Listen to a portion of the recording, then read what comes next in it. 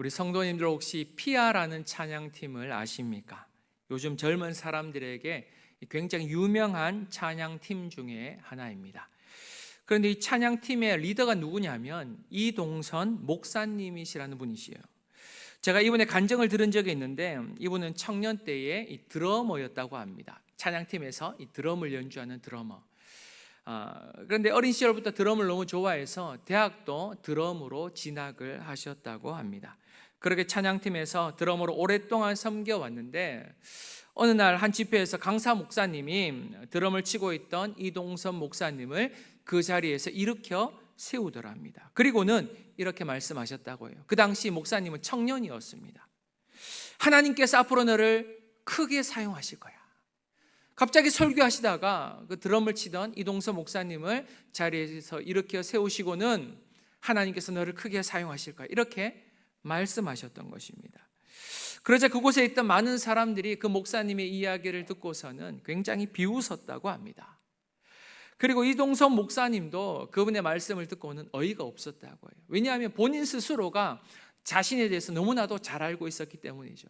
하나님께서 나 같은 사람을 사용하신다고 그런 생각을 가지고 계셨던 것입니다. 그런데 그 다음 해에 그때 오셨던 강사 목사님께서 교회를 개척하시는데 이동선 목사님을 찾아와 함께 사역을 할 것을 요청했던 거예요. 문제는 이동선 목사님을 드러머로 부른 것이 아니라 찬양 인도자로 부르셨던 것입니다. 그래서 목사님은 고민을 할 수밖에 없었던 거예요. 왜냐하면 그때까지는 이 찬양 인도자는커녕 싱어로서 마이크도 한번 잡아본 적이 없었다라고 합니다. 그런데 갑자기 교회를 개척하는데 찬양 인도자를 하라고 하시니 부담이 될 수밖에 없었던 거예요. 하지만 목사님께서는 믿음으로 순종하셨고 그렇게 개척교회에서 찬양 사역을 감당하시게 되셨습니다. 개척교회라서 그런지 그렇게 교인도 많은 것도 아니었고요. 이 찬양팀도 단촐하게 구성이 되었습니다. 그러던 어느 날 2019년 어느 날 하나님께서 이 목사님께 온라인 사역에 대한 마음을 주셨던 거예요.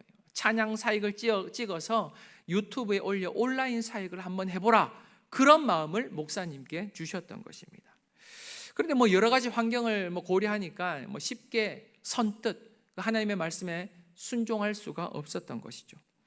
그런데 설교 시간에 담임 목사님께서 이런 제목의 설교를 하셨다라고 해요. Faith in Action. Faith in Action. 행동하는 믿음. 행동하는 믿음에 대한 설교를 하셨던 것입니다. 하나님께서 순종하면, 하나님의 말씀에 순종하면 하나님께서 역사를 이루신다라는 거예요. 그래서 그분은 그 하나님의 말씀에 순종함으로 하나님의 그 마음을 담아서 그 찬양 사역을 온라인 사역으로 전 안에 감당하게 되셨던 것입니다. 그래, 내가 순종하면 하나님께서 역사하실 거야. 그런 마음으로 찬양 팀원들과 함께 조촐하게 찬양 온라인 사역을 시작했다라는 거예요. 그래서 그 찬양 팀의 이름이 Faith in Action, 그 앞 스펠링을 따서 FIA, 그래서 피아라고 불려지게 되었던 것입니다. 그렇게 첫 영상을 유튜브에 올리고 한 3시간이 지나서 목사님이 궁금해서 한번 클릭을 해봤대요. 몇 명이나 이 찬양을 들었는가. 조회수를 확인해 봤는데 조회수가 얼마였는지 아십니까? 4였다는 거예요. 4. 그런데 찬양 팀원이 몇 명이었는가? 찬양 팀원이 5명이었는데 조회수가 4가 나온 거예요. 그래서 목사님이 도대체 어느 인간이 이 찬양을 안 들은 거야? 막 이렇게 화가 났다라는 거예요. 아니 적어도 우리가 찍었으면 우리는 들어야 되는데 그 중에 한 명이 안 들었다라는 거예요. 그래가 막 마음이 낙심이 되고 막 좌절이 되었다라는 거예요. 그럼에도 불구하고 꾸준하게 목사님께서는 영상을 올렸는데 어느 날 갑자기 조회수가 폭발적으로 올라가게 되었다라는 거예요. 그때가 바로 코로나 때였습니다. 성도들이 교회에 모여서 찬양을 하며 예배를 드릴 수 없으니까 온라인을 통해서 예배를 드리고 찬양을 통해서 은혜를 받기 시작했다라는 것입니다. 그런데 그때 사람들에게 많은 영향력을 끼쳤던 찬양팀이 바로 피아라는 찬양팀이었다라는 거예요. 그래서 지금은 전국에서 굉장히 유명한 찬양팀이 되었습니다. 이처럼 하나님께서는 아무것도 아닌 무명의 사람들을 들어 하나님의 위대한 역사에 사용함을 믿으시기 바랍니다. 이게 하나님의 역사라는 거예요. 오늘 본문은 사울의 뒤를 이어 이스라엘의 왕으로 세움받는 다윗에 대한 이야기입니다. 그렇다면 다윗은 어떠한 인물이었기에 하나님께서 그를 사용하셨는지, 그리고 다윗은 하나님께 어떠한 삶을 드리게 되었는지를 오늘 본문을 통해서 한번 살펴보도록 하겠습니다. 우리가 다윗의 이야기를 나누기 전에 먼저 언급되어야만 하는 사람이 한 사람이 있죠. 그 사람은 바로 사울입니다. 사울도 처음에는 굉장히 괜찮은 사람이었어요. 그는 준살뿐만이 아니라 다른 사람들보다 훨씬 더 뛰어난 인물이었다라고 성경은 말씀하고 있습니다. 그리고 그것보다 더 중요한 것은 그가 굉장히 겸손한 사람이었다라는 거예요. 처음에는 사울도 굉장히 겸손한 사람이었습니다. 하나님께서는 사울의 준수함이 아닌 겸손함으로 인해 그를 이스라엘의 왕으로 세우셨던 것입니다. 하지만 시간이 지나면 지날수록 그는 이 왕으로서의 면모를 보여주지 못했다라는 것입니다. 하나님의 선택과 기대에 전혀 부응하지 못했다라는 것이죠. 결국 하나님께서는 사울을 세우신 것을 후회하셨다라고 성경은 말씀하고 있습니다. 이것이 바로 우리가 지난 시간까지 묵상했던 내용이었죠. 결국 사울의 타락으로 인해 하나님께서는 사울이 아닌 다른 사람을 이스라엘의 지도자로 세울 수밖에 없었던 것입니다. 여러분 16장 1절 말씀인데요, 읽었던 말씀이지만 다시 한번 읽도록 합니다. 시작. 사무엘에게 이르시되 내가 이미 사울을 버려 이스라엘 왕이 되지 못하게 하였거늘 내가 그를 위하여 언제까지 슬퍼하겠느냐. 너는 뿔에 기름을 채워 가지고 가라. 내가 너를 베들레헴 사람 이새에게로 보내리니 이는 내가 그의 아들 중에서 한 왕을 보았느니라 하시는지라. 아멘.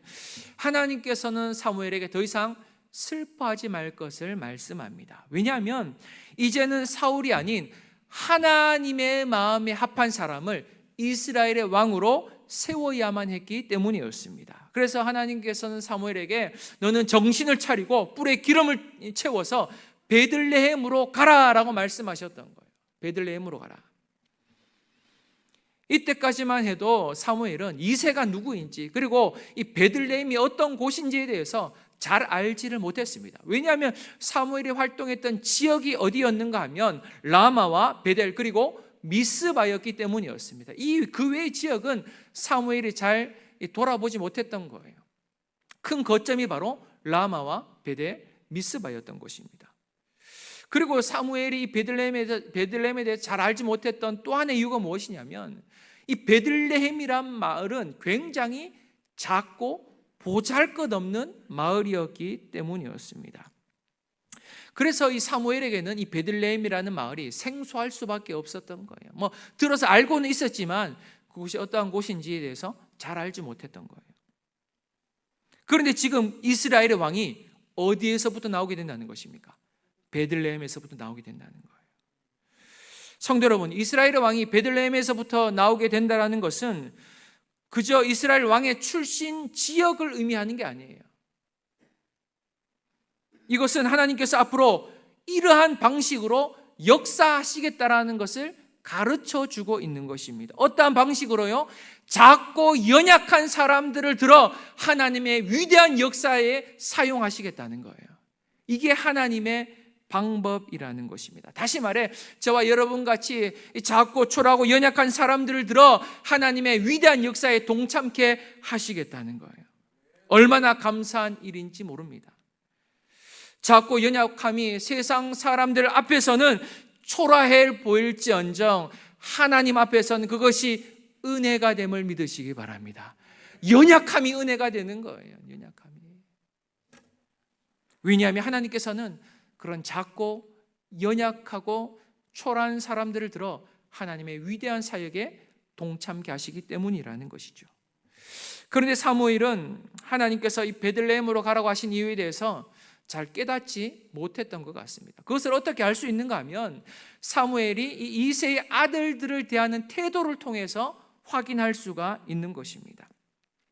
사무엘은 폭군으로 변해버린 사울로 인해서 이 베들레헴으로 가기가 두려웠던 거예요. 하지만 그럼에도 불구하고 하나님의 말씀에 순종하는 마음으로 그리고 이스라엘 백성들을 사랑하는 마음으로 베들레헴으로 이동하게 되었던 것입니다. 사무엘이 베들레헴에 도착하니 마을의 장로들이 와서 이 사무엘을 맞이하게 되었던 거예요. 그런데 장로들의 반응이 굉장히 특이합니다. 여러분 4절 말씀인데요. 4절에 이렇게 기록되어 있습니다.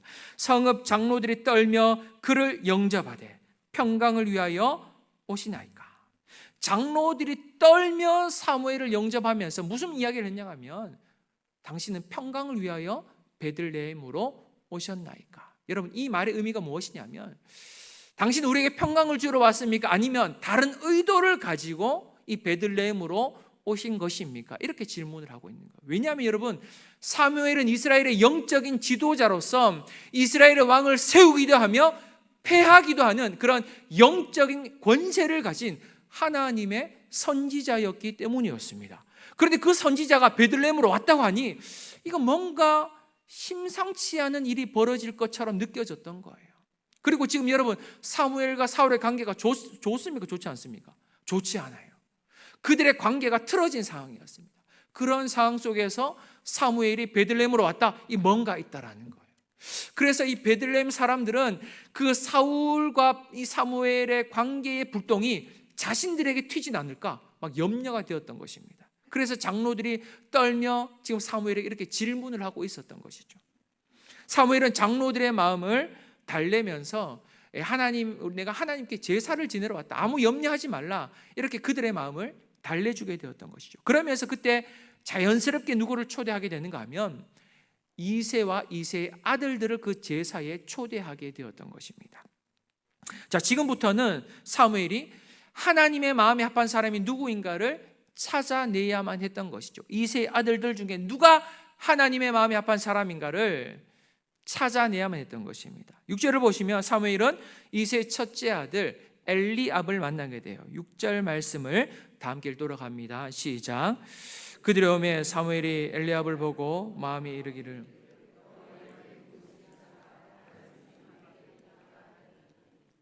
사무엘이 엘리압을 보자마자 막 그 큰 감동이 찾아오게 되었던 것입니다. 이 사람이야말로 하나님께서 예배해 놓으신 하나님의 마음에 합한 사람이구나. 역시 장남은 뭐가 달라도 장남이야. 우리 어르신들도 그런 마음이 있지 않습니까?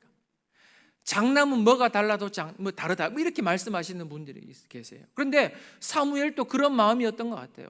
이 장남을 딱 보고 나니까 키도 크죠. 얼굴도 훤칠하죠. 빠진 게 하나도 없었던 거예요. 저 사람이야말로 하나님께서 이스라엘 왕으로 준비해 놓은 하나님의 마음에 합한 사람이구나. 그런 생각을 가지게 되었던 것입니다. 그런데 하나님의 생각은 달랐던 거예요. 7절 말씀입니다. 여러분 7절 말씀을 다 함께 읽도록 합니다. 시작. 여호와께서 사무엘에게 이르시되 그의 용모와 키를 보지 말라. 내가 이미 그를 버렸노라. 내가 보는 것은 사람과 같지 아니하니 사람은 외모를 보거니와 나 여호와는 중심을 보느니라 하시더라. 아멘. 하나님께서 사무엘에게 하시는 말씀이 무엇이냐면 그 사람이 아니다 정도가 아니에요. 하나님께서 그를 어떻게 하셨다고요? 버리셨다라고 말씀하고 있습니다. 하나님께서 엘리압을 버리셨다는 거예요. 그런데 16장 1절에도 보시면 버리다라는 단어가 이미 한번 사용되었습니다. 하나님께서 이미 누구를 버리셨어요? 사울을 버리셨습니다. 하나님께서 사울을 버리신 것 같이 엘리압도 버리셨다라는 거예요. 그런데 여러분, 하나님께서 엘리압을 버리셨다라는 것은 그가 왕으로서의 자질을 전혀 갖추지 못했다라는 의미였다라는 것이죠. 이스라엘의 왕이라면 그에 걸맞는 신앙과 성품과 리더십과 인격을 지녀야만 했는데 엘리압은 사울처럼 그런 이스라엘의 지도자로서의 면모를 전혀 갖추지 못했다라는 거예요. 그래서 하나님께서는 그를 버리셨다라고 말씀하고 있는 것입니다. 그리고는 하나님께서 사무엘에게 이렇게 말씀하십니다. 사람은 외모를 보거니와 나 여호와는 어디를 보신다고요? 중심을 보시느니라. 이 말씀의 의미는 진짜 중요한 것은 눈에 보이지 않는다는 거예요. 우리 인간은 눈에 보이는 것이 전부라고 생각합니다. 눈에 보이는 것이 중요하다고 생각해요. 그러나 성경이 말씀하시는 바가 무엇입니까? 눈에 보이는 것보다 더 중요한 것이 있다라는 거예요. 그렇다면 오늘 이 말씀이 오늘 이 본문에서 어떻게 적용되는지를 오늘 보면 마지막 부분에서 한번 다뤄보도록 하겠습니다. 그리고 엘리압이 지나가고 그의 둘째 아들 아비나답 그리고 셋째 삼마마저도 사무엘을 만나보았지만 하나님께서 보시기에 적합한 인물이 아니었다라는 것입니다. 그래서 8절을 보시면 하나님께서 그들을 향해 어떻게 평가하고 계십니까? 8절을 다 함께 읽도록 합니다. 시작. 사무엘이 이르되 이도 여호와께서 택하지 아니하셨느니라 하니, 하나님께서 이들도 택하지 아니하셨다라고 말씀합니다. 여기서 택하지 아니했다라는 것은 하나님의 백성으로 택함받지 못했다라는 것이 아니라 하나님께 쓰임받는 인생으로 택함받지 못했다라는 거예요. 사랑하는 성도 여러분, 저와 여러분은 이미 하나님의 택함받음으로 구원받은 백성이라는 것을 믿으시기 바랍니다. 이 은혜예요. 하나님의 은혜. 하나님의 택함으로 은혜 받은 자들이에요. 그런데 우리가 하나님의 택함으로 구원받은 백성이긴 하지만 그것보다 더 중요한 것이 있다면 하나님께 쓰임받도록 택함받는 인생이 되어야만 한다라는 것입니다. 하나님께서 우리를 택해 주님의 역사에 쓰임받는 인생이 되어야 한다라는 것이죠. 그리고 여러분 10절부터 보시면 넷째 아들부터는 그 이름조차 밝히지 않고 있습니다. 그렇게 이새의 아들, 일곱째 아들까지 만나보았지만 하나님께서 택한 이스라엘의 왕을 만날 수가 없었던 것입니다. 분명 하나님께서는 이새의 아들들 중에서 이스라엘의 왕을 세울 것이다 라고 말씀하셨는데 사무엘이 아무리 찾아봐도 하나님의 마음에 합한, 하나님의 마음에 맞는 그 사람을 찾을 수가 없었던 것입니다. 그래서 사무엘이 이상한 생각이 들어서 이새에게 이렇게 질문을 하게 되는 거예요. 여러분 11절 말씀인데요, 11절 말씀을 다 함께 한번 읽어보도록 하겠습니다. 시작. 또 사무엘이 이새에게 이르되 내 아들들이 다 여기 있느니라. 이새에 아직 막내가 남았는데 그는 양을 지키나이다. 사무엘이 이새에게 이르되 사람을 보내어 그를 데려오라. 그가 여기 오기까지는 우리가 식사 자리에 앉지 아니하겠노라. 아멘. 내 아들이 다 여기 있느냐? 그러자 이새가 무엇이라고 대답합니까? 아직 막내가 있는데 그는 지금 양을 지키고 있는 중입니다. 이렇게 이야기를 하고 있는 거예요. 근데 여러분 여기서 중요한 단어가 하나가 있어요. 그것은 바로 막내라는 단어입니다. 막내라는 단어. 이 막내라는 단어는 히브리어로 하카톤이라는 단어예요. 하카톤. 그런데 이 하카톤이라는 단어가 무슨 의미를 가지고 있는가 하면 하찮은, 보잘것없는, 별 볼 일 없는 이런 의미를 가지고 있는 단어였던 것입니다. 그래서 여러분 지금 이새의 이 말을 다시 한번 풀어보면 이런 말이 되는 거예요. 우리 집에는 막내가 하나 있기는 한데 그는 하찮은 아이라서 그냥 지금 저 들에 가서 양이나 치고 있습니다. 별 볼 일 없는 인생입니다. 그러니 그에게는 신경을 쓰지 않으셔도 됩니다. 지금 이새가 자기 아들 다윗을 향해 이렇게 이야기하고 있는 거예요. 성도 여러분, 우리가 이 이새의 말을 통해 발견할 수 있는 것은 아버지인 다윗조차도 이새에게 눈길조차 주지 않았다는 거예요. 다윗은 그저 집안에서 허드렛 일을 하는 막내이자 목동이자 하찮은 인생일 뿐이었다는 거예요. 하찮은 인생. 그래서 지금 이새는 이스라엘의 영적인 지도자, 그 사무엘, 위대한 사사였던 사무엘이 이 보잘것없는 베들레헴을 찾아왔다라면 그의 모든 자녀들을 불러 모아야 되지 않겠습니까? 그런데 그 이새가 다윗을 하찮게 보고 있으니 그 다윗은 들에 가서 그냥 양이나 치라 했던 거예요. 아버지로부터 사랑도 받지 못했고 인정도 받지 못했던 자가 바로 다윗이었다라는 거예요. 다윗. 그런데 그 이야기를 들은 사무엘이 이새에게 무엇이라고 이야기합니까? 그를 데려오라는 거예요. 그가 여기 오기 전까지는 내가 식사를 하지 않겠다라는 것입니다. 그래서 이새는 어쩔 수 없이 사람을 보내서 들에서 양을 치고 있던 다윗을 집으로 데려오게 되었던 것입니다. 그렇게 사무엘은 이새의 막내 아들 다윗을 만나게 되었습니다. 여러분 12절 말씀인데요, 12절 말씀을 함께 읽도록 합니다. 시작.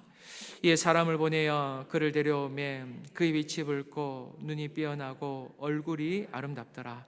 여호와께서 이르시되 이가 그니 일어나 기름을 부으라 하시는지라. 아멘. 이 사무엘이 다윗을 만나보니 지금까지 만나보았던 이새의 아들들과는 전혀 다른 느낌을 받게 되었던 거예요. 사무엘이 다윗을 보았는데 어떻게 보였습니까?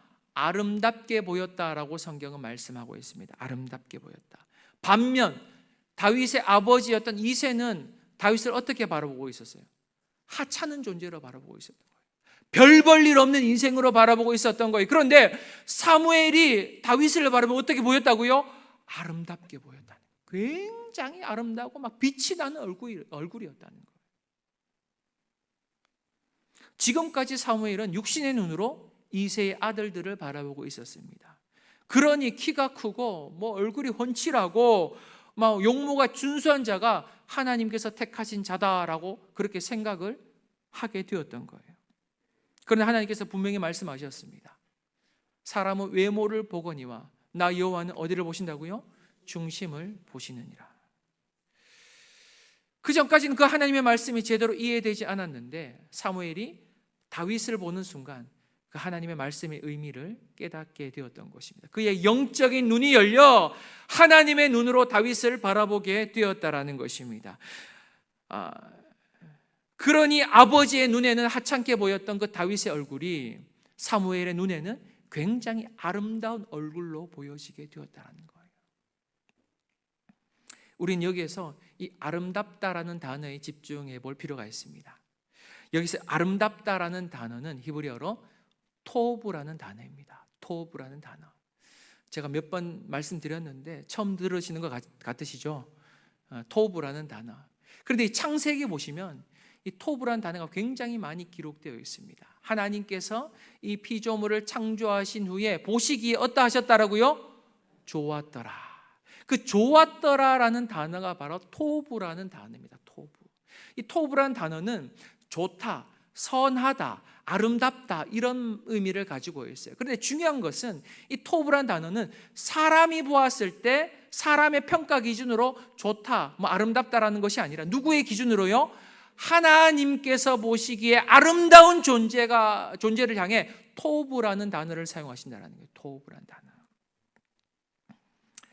오늘 본문에서도 마찬가지입니다. 사무엘이 다윗을 보면서 아름답게 느꼈던 것은 인간의 감정이나 인간의 평가의 기준으로 아름답게 보인 것이 아니라 하나님의 눈으로 바라보았더니, 하나님의 마음으로 바라보았더니 이 다윗의 얼굴이 빛이 나기 시작했던 거예요.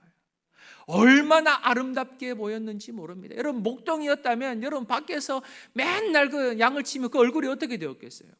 막 새까맣게 걸렸지 않겠습니까? 그런데 그의 얼굴을 사무엘이 보았더니 아름답게 보였다라는 거예요. 굉장히 아름답게 보였다는 거예요. 결국 어떠한 사람들이 하나님께 쓰임받게 되는 것입니까? 바로 하나님께서 보시기에 좋은 사람들이 하나님께 쓰임받는 사람임을 믿으시기 바랍니다. 여러분 사도행전 13장 22절을 보시면 다윗에 대해서 이렇게 평가하고 있습니다. 함께 한번 읽어보도록 합니다. 시작. 패하시고 다윗을 왕으로 세우시고 증언하여 이르시되 내가 이새의 아들 다윗을 만나니 내 마음에 맞는 사람이라 내 뜻을 다 이루리라 하시더니. 아멘. 여기 보시면 하나님께서는 다윗을 내 마음에 맞는 사람이다 라고 표현하고 있습니다. 내 마음에 맞다. 여러분 여기서 내 마음에 맞다라는 것은 하나님과 같은 마음을 가지고 있는 사람이다, 그런 의미예요. 하나님의 마음을 알고 하나님의 뜻을 알고 하나님의 눈으로 세상을 바라볼 수 있는 그 사람이 하나님과 같은 마음을 가진 사람이라는 것입니다. 우리가 지난주에 하나님의 마음에 공감하는 사람이 필요하다라고 말씀드렸어요. 하나님의 마음에 공감하는 능력이 우리에게 필요하다. 그런데 바로 이 하나님의 마음에 공감하는 사람이 바로 하나님의 마음에 합한 사람이자 맞는 사람이자 하나님과 같은 마음을 가진 사람이라는 것입니다. 우리 성강의 모든 성도님들은 하나님의 마음에 합한 자가 되어서 하나님 앞에 귀하게 쓰임받는 인생이 될 수 있기를 주의 이름으로 간절히 축원드립니다. 그래서 이 세상에서는 하찮은 인생으로 살아가도 괜찮다라는 거예요. 남들에게 인정받지 못하는 인생이어도 괜찮습니다. 남들에게 손가락질 받는 인생이어도 괜찮다라는 거예요. 목동이어도 상관이 없습니다. 직업이 없어도 괜찮다라는 거예요. 물질이 없어도 괜찮습니다. 가난하게 살아도 괜찮다라는 거예요. 자녀가 없고 자녀에게 문제가 있고 건강이 없어도 괜찮습니다. 달란트가 없어도 괜찮아요. 자랑할 것이 아무것도 없어도 괜찮다라는 것입니다. 중요한 것은 우리가 하나님의 마음을 가졌는가. 하나님께서는 하나님의 마음을 가진 그 사람을 하나님께서 사용해 주심을 믿으시기 바랍니다. 하나님의 마음을 느끼며 하나님의 마음에 감동받으며 하나님의 마음이 전달되어 그 하나님의 마음으로 하나님의 뜻에 순종할 수 있는 그 믿음의 사람, 하나님께서는 그런 사람을 사용하신다는 거예요. 제가 목회자로서 성도님들을 바라볼 때 제일 가슴 아플 때가 언제인지 아십니까? 우리 성도님들이 하나님의 마음을 알지 못할 때, 그 하나님의 마음을 깨닫지 못할 때, 목회자로서 굉장히 가슴이 아파요. 그런데 제가 가슴 아파하는 것보다 더 슬퍼하시면서 더 애통하시는 분이 계십니다. 그분은 바로 하나님이시라는 거예요. 하나님께서는 저보다 더 슬퍼하세요. 하나님의 마음을 알지 못하고, 하나님께서 우리를 사랑한다 말씀하시는데 그 사랑을 깨닫지 못하고 사랑하는 자들, 하나님께서 너무 안타까워하세요. 하나님께서는 지금도 하나님의 마음에 공감하며 하나님과 같은 마음을 가지며 하나님의 마음을 나눌 수 있는 다윗과 같은 그 한 사람을 찾고 계시다는 거예요. 한 사람. 하나님께서는 그 한 사람을 통해 역사하시는 거예요. 그 한 사람을 통해. 그 한 사람이 여러분이 될 수 있기를 주의 이름으로 간절히 축원드립니다. 사랑하는 성도 여러분, 세상적인 눈과 세상적인 관점으로 이 세상을 바라보면 여러분 자신을 바라보는 것이 아니라 하나님의 눈과 하나님의 마음으로 이 세상을 바라보며 여러분 자신을 바라볼 수 있기를 주의 이름으로 간절히 축원드립니다. 세상의 기준에 맞추려고 몸부림치는 인생이 아니라 하나님의 기준에 여러분의 인생을 맞출 수 있기를, 그리하여 하나님 앞에 귀하게 쓰임받는 다윗과 같은 인생이 될 수 있기를 주의 이름으로 간절히 축원드립니다.